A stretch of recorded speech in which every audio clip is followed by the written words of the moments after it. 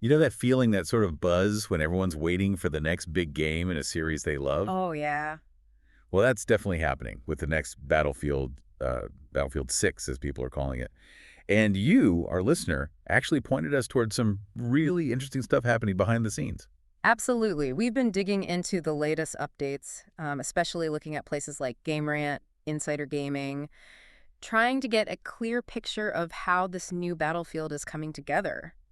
So let's just dive straight in, shall we? The big thing we want to unpack today is this Battlefield Labs playtesting program. Right. It feels like, getting a sneak peek under the hood while the car is still being built. It gives us this early look at potential features, the whole development process, really, Yeah. which I know is something you find fascinating. Precisely. And this Battlefield Labs thing, it's not just like early access for the sake of it. It's meant to be a feedback loop. Players actually get to, well, potentially influence the final game. That's quite something. It shows how player input can, shape these huge titles. It really does. Okay, so Battlefield Labs invites. You Mm. mentioned those. Insider Gaming said more went out pretty recently, like mid-April. Yeah, around April 17th, that's the report. And for anyone maybe not up to speed, the basic idea is it's an early testing phase. Right. So invited players get to try out content, features, stuff that's still very much work in progress. And importantly, give that feedback straight back to the devs. So you could actually play a part in shaping the next Battlefield. That sounds pretty significant. It really is. And is the door still open? Can people still try and get involved? It seems so. The report suggests signups are still available through the official Battlefield website and channels. They even have a Discord server for the community hub. Okay. So if you're really keen, it's worth checking out. Definitely. And this whole thing has grown, hasn't it? I remember hearing back in February about the first wave being, well, relatively small. Yeah, that's right. The initial announcement mentioned a few thousand invites, mostly focused on Europe and North America at first. But the plan was always bigger. Exactly. They talked about aiming for tens of thousands over time and, crucially, expanding it to other regions eventually. This latest round of invites seems like another step towards that bigger goal. It really highlights the sheer scale of this project. Mhm. The team behind it is Oh, huge. absolutely. You've got Criterion involved. Built for vehicle stuff. Yeah, right? exactly.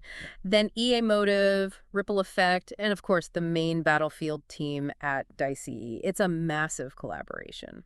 That points to some serious ambition, pulling all that talent together. It does. It suggests they're trying to build something really comprehensive. I mean, combining all those different studio strengths could lead to a really rich game. But also maybe challenging to make it all work together smoothly. That's always the challenge with these large-scale collaborations, yeah. So, the big question. Mhm.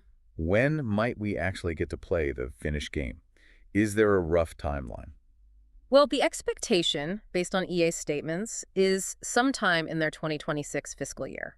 Okay, and fiscal years can be confusing. What does that mean in, like, normal calendar terms? It means sometime between April 1st, 2025, so next April, and March 31st, 2026. Right, so within roughly the next year or so. Could be spring next year, could be early the year after. Exactly. It gives them a pretty wide window. Okay, so more players testing, massive team, launch window sometime in the next year-ish.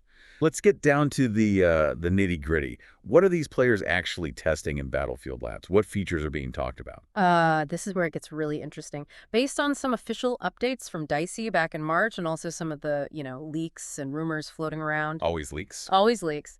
But some specific things seem to be in the mix.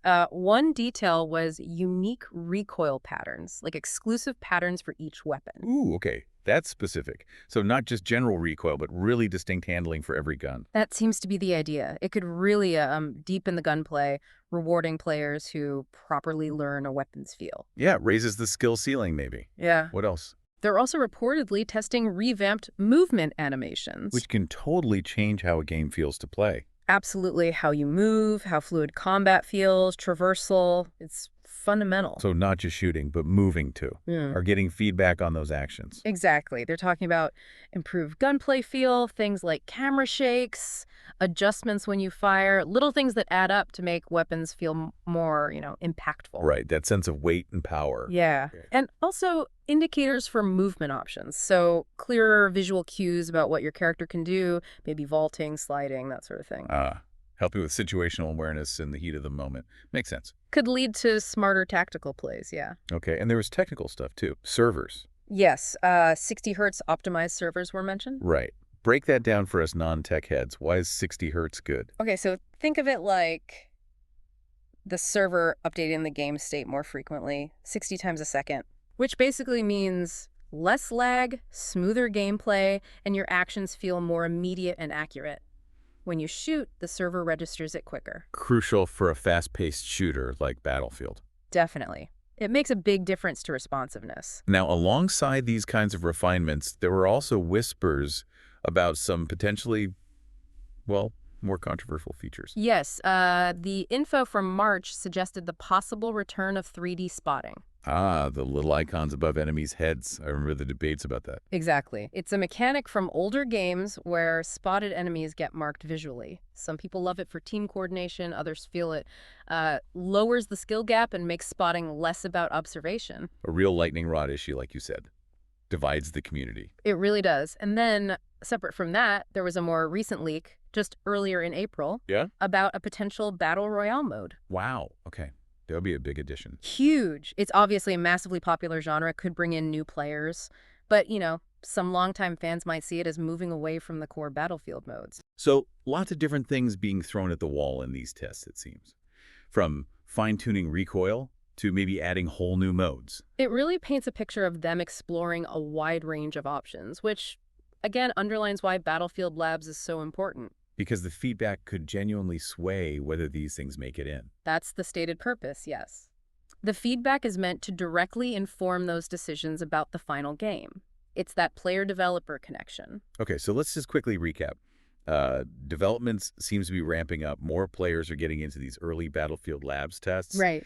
They're trying out things from really specific weapon handling changes and movement tweaks to potentially bringing back debated features like 3D spotting and maybe even adding a battle royale. A whole spectrum of stuff. And the key thing is, the feedback from these testers is supposed to be influencing the final product. Exactly. It's a live look at that process, that kind of dialogue between the creators and the community.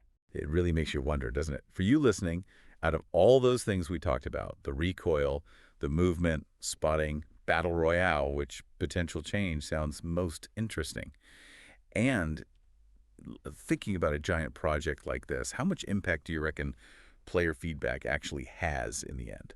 It's definitely food for thought. Yeah, it is. And, if you are curious about maybe getting involved down the line or just want to follow the discussion more closely, checking out those official Battlefield Labs channels or their Discord might be worth your time. It's sort of the closest point of contact to the development chatter right now.